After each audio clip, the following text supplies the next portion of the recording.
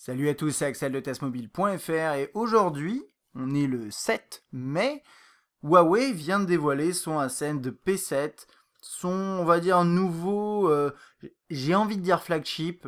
Vous allez voir que c'est pas exactement, c'est un terminal phare de toute façon, hein, bien sûr, de chez Huawei. Après, est-ce que c'est du très très haut de gamme? Pas nécessairement. Et d'ailleurs, au niveau du prix, c'est plutôt intéressant. Alors, ce que je vais vous proposer aujourd'hui, c'est essentiellement un déballage et une prise en main assez complète. Bien sûr, il y aura un test et je vais le tester très prochainement. Et donc là, on va se contenter de déballer la boîte. Alors pourquoi déballer? Tout simplement pour ne pas avoir à le faire lors du test. Comme ça, c'est réglé. Si vous cherchez un déballage du P7, eh bien, il est là. Alors, on a une petite boîte plutôt sympa. On a d'autres boîtes dans la boîte. Ça, c'est les Matryoshka. Une première boîte avec tout ce qui est écouteurs, chargeur, câble USB. Je vais tout tomber. Voilà. Tout en blanc. Ok. Des écouteurs pas ultra haut de gamme, visiblement. Mais bon, c'est pas grave. Et de l'autre côté, alors normalement, il doit y avoir des notices, comme le petit truc là l'indique. Sauf que c'est absolument vide, il n'y a rien dedans.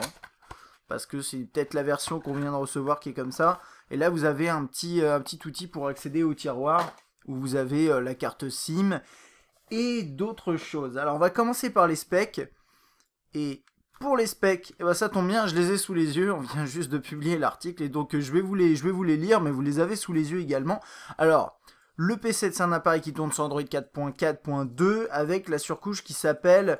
Là, on a écrit Emotion 2.3. Il l'appelle, je crois, MUI ou un truc comme ça. Bref, c'est Emotion UI. C'est comme ça qu'elle s'appelait avant. Et c'est vrai qu'ils ont changé le nom, je sais pas pourquoi. C'est LTE catégorie 4, sans surprise. Il est dual SIM, mais avec un système très particulier qui est plutôt ingénieux. On va le voir juste après. C'est un écran 5 pouces IPS en Full HD. Ça lui fait du 445 ppi. À côté de ça, on a du Gorilla Glass 3 à l'avant comme à l'arrière. On a un processeur quad-core cadencé à 1,8 GHz. Si je me trompe pas, et je veux pas spoiler N22, regardez pas les scores. Non, on va s'arrêter. Bon, vous avez vu le score. Qu'est-ce que c'est? Oui, c'est un iSilicon Kirin 910. Donc ça, c'est un, si je me trompe pas, c'est un processeur en interne. Hein. C'est le processeur de Huawei, iSilicon. C'est je disais du quad-core, donc toc, on retourne là-dessus, du quad-core, 1,8, 2 Go de RAM, 16 Go de mémoire interne, vous pouvez étendre jusqu'à, je sais pas combien d'ailleurs par micro SD, à mon avis 128, je l'ai pas noté. Un appareil photo 13 mégapixels à l'arrière et une caméra 8 mégapixels à l'avant. Ils ont beaucoup parlé des selfies, etc. Comme d'habitude d'ailleurs, lors de la conférence, oui, c'est un appareil qui est idéal pour prendre des photos de vous-même. C'est merveilleux. Une batterie de 2500 mAh, je trouve ça un peu short sur le papier, mais on verra ça lors du test. Et il mesure que 6,5 mm d'épaisseur. Hein. C'est vraiment rien. Je sais pas si je prends mon cher Nexus 5 à côté, il est un petit peu plus gros. Voilà, après c'est fin, mais c'est pas fin à outrance, c'est agréable à manipuler quand même. Et il pèse 124 grammes, ce qui est quand même léger pour un 5 pouces. Donc ça c'est pour les specs, il sera disponible en blanc, noir ou rose pour environ 445-450 euros dès la semaine prochaine. Donc là on est le 7, je dirais que je crois qu'ils ont donné la date exacte, mais ce sera la semaine du 12. Et après, courant juin, début juin, il sera disponible notamment chez Orange. Mais après, j'ai pas les détails de tous les opérateurs. Ok, donc ça, c'est pour toute cette partie-là. Qu'est-ce qu'il y a à dire de plus? Oui, quand je parlais des couleurs noir, blanc, rose, le seul truc, c'est la version noire, elle est un peu particulière et vous allez le voir. Alors, enfin, vous allez le voir difficilement. Donc, là-dessus, j'ai une petite protection, je l'ai laissé, mais je pourrais l'enlever après, hein, mais ça évitera justement d'avoir ces petits effets-là. La sortie audio, la caméra frontale, 8 mégapixels. En dessous, on n'a pas de touche sensible puisque tout est dans l'interface ici, hein, comme souvent d'ailleurs, je crois, depuis toujours chez Huawei. Et ici, on a la touche dédiée pour l'appareil, enfin, pour le volume et qui permet également de lancer très très rapidement l'appareil photo avec avec prise de photo directement. Alors c'est pas extrêmement pratique, enfin c'est rapide. Après est-ce que c'est pratique? Pas forcément. Je vais vous montrer comment ça marche. Vous sortez votre terminal comme ça, vous faites clac clac. Voilà. Ça a pris la photo et ce qui est assez amusant c'est qu'il va vous faire un rapport du temps que ça a pris pour prendre la photo. Donc là il y avait écrit 1,4 secondes. Le seul problème que j'ai constaté pour l'instant c'est que le focus se fait pas. Et donc ça c'est des notifications. Et donc ça peut être un petit peu compliqué parfois de prendre vos photos de cette façon là. Mais bon, on a un bouton on-off verrouillé, déverrouillé qui est juste là, qui tombe directement sur le doigt. Et là on a deux tiroirs. Alors le premier, celui-ci, on va commencer par celui, ouais c'est celui-ci. C'est le tiroir pour une micro SIM. Je viens de mettre ma SIM, ça marche par micro SIM, c'est classique. L'autre, il est un peu plus, un peu différent. En fait, c'est un terminal qui est dual SIM, mais vous avez le choix. C'est soit vous mettez la micro SD, soit vous mettez une deuxième SIM. Et en fait, dans ce tiroir-là, vous l'ouvrez de cette façon-là. Et ensuite, à l'intérieur, vous avez un petit module comme ça,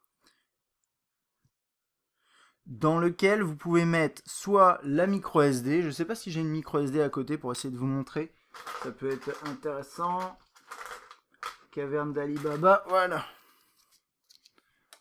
Micro SD ici, de chez Samsung, ça doit rentrer là comme ça. Voilà, donc là il y a la micro SD, et sinon, vous mettez pas de micro SD, mais vous pouvez mettre une nano SIM en travers de l'autre côté, vous voyez. Donc c'est un peu abstrait là comme ça, parce que j'ai pas de nano SIM sous la main, et c'est pas forcément intéressant, mais en gros, vous choisissez entre dual SIM et mémoire étendue, et puis à partir de là, voilà, vous avez soit un terminal dual SIM, soit un terminal avec plus de mémoire, et c'est plutôt intéressant comme idée. Ok, on va retourner. Non, on a fait le tour de là. Ok, c'est tout pour ici. Là, on a le jack 3.5, un micro, rien ici. Micro USB, micro principal. Il est fin et on a des tranches comme ça en alu brossé. Ça rend très très bien. Ça fait quand même penser à... En fait, le P6, si vous voulez, c'était la même chose, mais un peu moins épais. Enfin, un peu plus épais, pardon. Là, ici, ça reprend le même esprit, un format un peu goutte d'eau, hein, vous savez. C'est droit, mais ça descend ici comme ça. Là ici, c'est plutôt droit. Donc, cette zone-là, par exemple, typiquement, ça fait vraiment très iPhone, on va dire. Surtout avec les emplacements pour les antennes. Alors d'ailleurs, par rapport à ça, malgré le fait qu'ils soient entourés d'aluminium, ce genre de choses, ils disent que visiblement, ils ont équipé leur terminal d'une double antenne qui est, je crois, un peu par là et par ici, et qui permet apparemment de gagner en réception jusqu'à, qu'est-ce qu'ils ont dit? Ils ont dit 30%, je crois, quelque chose comme ça, ou non, 50% en plus, il me semble, voilà. Donc ça c'est le premier truc. Et une autre chose, c'est qu'on reprochait au précédent Ascend de pas mal chauffer. Et sur celui-là, ils disent qu'ils ont amélioré, ils ont fait baisser de 7 degrés la température de l'appareil par rapport à ce qu'on avait avant. Mais bon, c'est un petit peu flou comme information. Et juste au passage comme ça, ils ont aussi un mode économie d'énergie qui permet sur le papier, en tout cas d'après ce qu'ils disent, quand vous avez 10%, de pouvoir tenir une journée. Voilà, ça c'est tout ce que j'ai là sous la main. Au niveau de la coque arrière, elle est un peu originale, ça se verra pas à la caméra, je suis vraiment désolé. Et si j'essaie de la bouger comme ça, donc la noire, elle est quand même beaucoup plus intéressante que toutes les autres versions, parce que c'est noir, mais en fait il y a 7 couches apparemment, et pour donner en fait il y a un effet bleuté. Alors je vais essayer de vous le montrer. Ouais, vous voyez peut-être, vous voyez comme sur un CD, par exemple un CD-ROM, ou un DVD pour être un peu plus moderne, ou un Blu-ray. Voilà, quand je le bouge comme ça, vous voyez les petites traces bleues ici et ici. Bien en fait, à l'œil nu ça se voit beaucoup mieux, mais quand il est face à une lumière, on voit vraiment à l'intérieur comme s'il y avait une sorte de relief bleuté. Honnêtement c'est très joli, c'est vrai que c'est très joli, ça rend très très bien. Là, on a l'appareil photo avec son flash LED et en dessous, le haut-parleur. Bon, c'est à peu près tout. Niveau ergonomie, de ce que j'en vois pour l'instant, c'est plutôt sympa, c'est plutôt agréable. C'est un appareil qui est léger, qui est agréable à prendre en main, qui est fin. Et c'est un 5 pouces, mais qui se manipule bien. Alors ensuite, dans l'interface, je vais passer très rapidement. Je vais vous montrer l'appareil photo également. mais c'est un terminal, voilà, sous la dernière version de Emotion UI. C'est quelque chose qu'on connaît. Il y a ce système où en fait vous n'avez pas de menu principal, il faut passer directement sur l'accueil comme ça et mettre des widgets, mettre des dossiers comme vous voulez. Vous avez un système de thèmes. Alors moi je trouve ça toujours bien, et puis les thèmes sont vraiment pas moches en plus, notamment les thèmes officiels. Donc ça c'est plutôt sympa. Donc paf, par exemple celui-ci, je vais le laisser comme ça. On a le tiroir des notifications juste ici, avec les accès rapides là. Alors d'après ce que j'ai vu, vous pouvez pas le faire à deux doigts vraiment. Ça c'est bien dommage je trouve. Et ici vous avez la possibilité d'accéder aux paramètres. Style de l'écran d'accueil. Alors ouais, vous avez la possibilité de basculer en mode simple également. C'est pas un test, je vais avoir tendance à aller un peu trop au fond des choses, mais il y a un petit truc qu'ils ont mentionné pendant la conférence et que j'ai pas encore réussi à trouver, et j'essaierai de vous montrer ça pendant le test, c'est qu'ils disent qu'apparemment sur l'écran de déverrouillage, vous pouvez avoir différents thèmes avec par exemple des photos qui défilent de voitures ou de voyages ou de voilà en fonction de ce que vous aimez, d'un thème que vous définissez. Donc ça j'ai pas encore trouvé, j'admets. Mais on verra ça lors du test. Et puis après, je vais juste vous montrer 2-3 écrans comme ça. Donc là, par exemple, tout ce qui est composition de numéros, vos contacts, les favoris, l'agenda qui ressemble à ça. Je trouve qu'au niveau du texte, là, c'est pas très bien géré. Le lecteur musical qui est... j'ai toujours trouvé un peu étrange cette façon de présenter vos morceaux au début. Et bon, là, j'ai pas de morceaux. Hop, le client email qui reprend complètement l'esprit de Gmail. Là, ça c'est intéressant. Mais ça c'est le client email global proposé par Huawei, enfin proposé par Android et Huawei. Retravailler derrière. On a le gestionnaire de téléphone qui est pas inintéressant, qui permet d'optimiser le terminal en fonction des applications qu'il a détectées, en fonction de la mémoire utilisée. Il peut également servir, il y a un filtre anti-harcèlement. Vous avez normalement aussi la possibilité de scanner les applications et il va vous dire s'il y en a qui sont dangereuses ou pas. Enfin voilà, vous avez pas mal de trucs. Et moi par exemple, il m'a fait une notification, alors vous la voyez pas, mais il m'a donné une notification où il dit attention, il y a telle et telle application qui prennent pas mal de ressources en tâche de fond. Qu'est-ce que vous voulez en faire quoi en gros. Donc ça c'était pas mal. Pas mal, il y a un mode miroir, bon, c'est utiliser la caméra frontale. Je vais passer dans l'appareil photo et on aura terminé hein, pour cette petite prise en main. Ouais, là je suis en mode... Non, c'est pas ce que je voulais faire, c'est pas grave. Toc, voilà. Donc, je vais basculer en mode normal. Donc une interface assez simple, hein, assez classique. Toc, là plus de paramètres, appareil photo, suivi d'objets. Taille d'image, on peut aller en 13 mégapixels, vidéo, ce genre de choses. La caméra frontale ici. Alors normalement il y a un mode beauté, hein, ça c'est, ouais, il y a aussi ce petit carré là pour pouvoir regarder au niveau de la caméra frontale. Et mode beauté amplifié à fond qui permet bon, tout simplement de lisser la peau, mais c'est bon, moi ces trucs là ça m'emballe pas des masses. Vous avez un mode smart automatique qui est censé détecter vraiment automatiquement les meilleurs réglages à faire. Moi pour l'instant ce que j'ai vu c'est que le focus se fait mal avec ce mode là, donc j'espère que ça se confirmera pas lors du test, mais bon. Embellir, un mode HDR panoramique, filtre note audio, ouais, vous pouvez prendre une photo et faire du son derrière, enfin parler derrière. Contrôle du son, meilleure photo et tatouage numérique qui est pas inintéressant.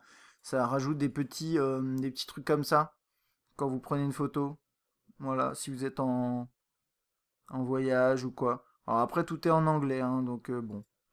Ça c'est sympa quand même. Quelques filtres ici. Et dernier truc que je voulais voir, ouais, il y a juste un dernier truc. Ils ont inventé ce qu'ils ont appelé le groupie. Groupie?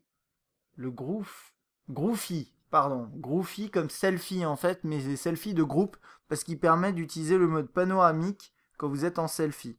Donc ça marche comme ça. L'appareil photo avant ne prend pas en charge les prises de vue panoramiques en orientation paysage. Moi, c'est ce que j'ai toujours trouvé bizarre, c'est que finalement, si vous prenez une photo qu'on va qualifier de selfie, bon bref, d'autoportrait comme ça, vous êtes à un format plus large. Mais non, en fait, eux, ce qu'ils veulent, c'est que vous preniez vos photos autoportrait de cette façon-là. Là, je crois que j'ai pas réussi. Alors, attendez. Voilà. Ah oui. Touchez le bouton obturateur et prenez la première photo. On va la prendre comme ça. Ah, il veut absolument que j'aille dans l'autre sens. Bon, faut anticiper ça, mais bref, on peut faire des panoramiques de cette façon-là. Et bref, je pense que là-dessus, j'ai fait le tour. Au niveau de la vidéo, il filme en... Ah, vous pouvez filmer en Full HD. Ouais. Et donc, le dernier truc à voir, alors, première chose que je voulais mentionner, c'est malgré les efforts que Huawei a pu faire au niveau de la température, j'ai le regret de vous annoncer qu'après quelques minutes d'utilisation, là, il est déjà très chaud. Il n'est pas brûlant, mais il est suffisamment chaud pour vraiment le sentir et que ce soit gênant. D'ailleurs, si je regarde la température de la bête, normalement, il doit me l'indiquer, il est à 39, ouais. Ça, je sais pas trop quelle mesure il utilise, hein, lui. Mais ça, je le testerai. Mais de base, il est à 40 sans avoir beaucoup fonctionné. Je suis pas sûr que ce soit terrible. Et à mon avis, il va monter très rapidement en température. Alors ouais, il y a un système qui permet de passer outre, mais bon. Et puis dernier truc, j'ai lancé Antutu. C'est pas un prototype a priori cet appareil. Et puis je me retrouve avec un score de 20 000. Alors oui, je dis toujours, on s'attache pas trop au score. En fait, la raison pour laquelle j'ai lancé ce benchmark, c'est que quand je commençais à le manipuler, dès la sortie de la boîte, je sentais qu'il y avait des menus qui n'étaient pas très fluides. Même le tiroir des notifications, c'est pas toujours très fluide. Bien là, bah écoutez, si il reste sur ce score-là, ça veut dire qu'il est au niveau d'un Xperia Z. Ce qui serait à peu près pas normal. Donc voilà. Ça, c'était pour ma prise en main peut-être un peu complète par rapport à ce que j'aurais voulu faire au début, mais c'est vrai que je tenais à vous donner un premier sentiment, un premier avis sur ce P7 qui a l'air d'être un bel appareil qui est pas cher, qui a de belles promesses, qui a un design qui est quand même magnifique, je trouve. Mais après, à voir. Il y a un autre truc qu'il faudra bien tester, c'est aussi la photographie de nuit, parce qu'ils disent que c'est un des éléments clés sur ce terminal, et ça, je vais pas le louper là-dessus, je vais vraiment faire des photos de nuit, quoi, tout simplement, et on verra bien s'il est si bien que ça, et je l'espère en tout cas. Voilà, si vous avez des questions sur le P7, n'hésitez pas, j'espère que cette petite vidéo vous a plu, moi je vous dis à bientôt.